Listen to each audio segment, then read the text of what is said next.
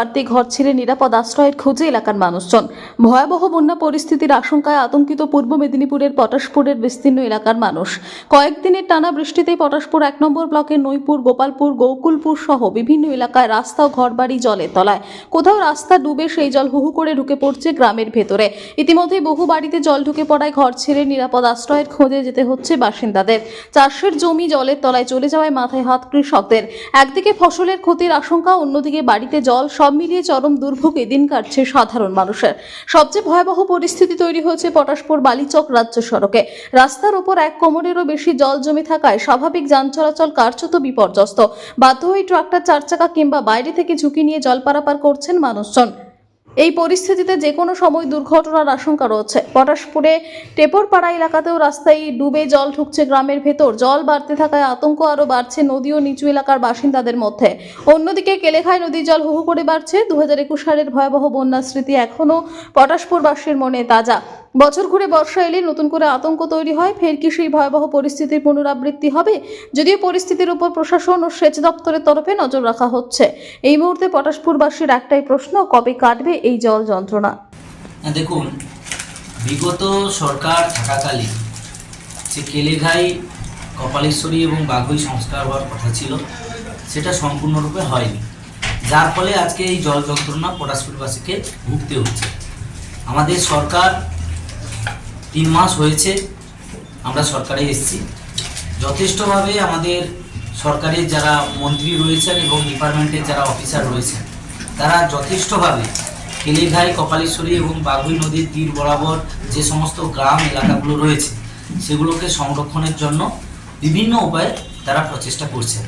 তো আশা করছি, আমাদের বিধায়ক সাহেবও এক্ষুনি আমাদের এলাকায় এসেছিলেন, উনিও আশ্বাস দিয়েছেন যে জল নেমে গেলে যাবতীয় যা করার দরকার কেলেঘাই বা বাঘুইতে, তার সমস্ত রকম ব্যবস্থা আমাদের সরকারের পক্ষ থেকে নেওয়া হয়।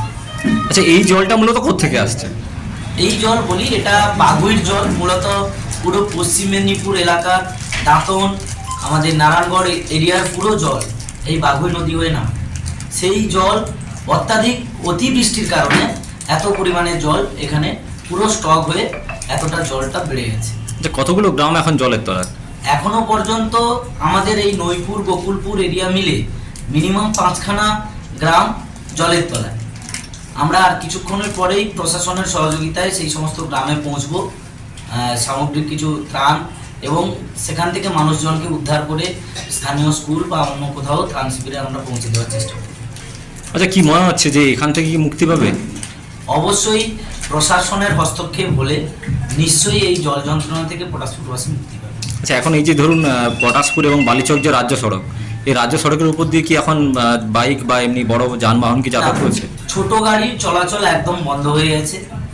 যা বড় ট্রাক বা অন্যান্য যানবাহন, যেগুলো বড় গাড়ি রয়েছে, বড় ভেহিকেলস, ওইগুলোই শুধুমাত্র চলাচল করছে। বাকি বাইক হোক, ছোট প্রাইভেট কার হোক, এই সমস্ত যানবাহন কিন্তু চলাচল বন্ধ হয়ে গেছে।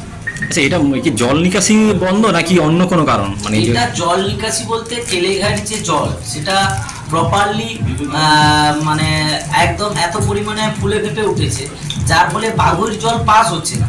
সেই জল জমা হয়ে পুরো আমাদের যে রাজ্য সড়ক রয়েছে, ডেবরা বালিচক পটাশপুর যে রাজ্য সড়ক রয়েছে, সেই রাজ্য সড়ক মানে বিস্তীর্ণ এরিয়া।